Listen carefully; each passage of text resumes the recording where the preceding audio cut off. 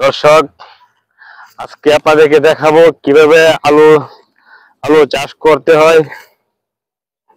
আমরা এক এক অঞ্চলে এক এক ধরনের এক এক ভাবে আলু চাষ করে, কিন্তু আমাদের এলাকার আছে এইভাবে লাঙ্গল দিয়ে কেল করে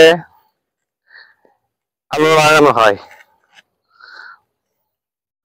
আসলে আলু এবার অনেক দাম। আমরা ডায়মন্ড আলুর বীজ লাগাইতেছি 4 নাম্বার, প্রতি কেজি দাম হলো 70 টাকা করে।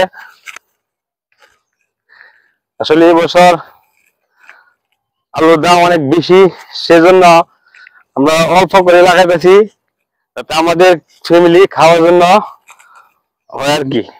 প্রথমে জমিটাকে আমরা বড় পাওয়ার টিলার দিয়ে চাষ করলাম। চাষ করে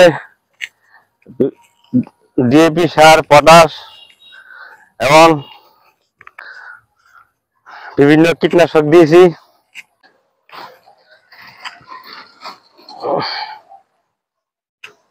আলুর থেকে আলুর দূরত্ব দিচ্ছি প্রায় 5 ইঞ্চি মতো।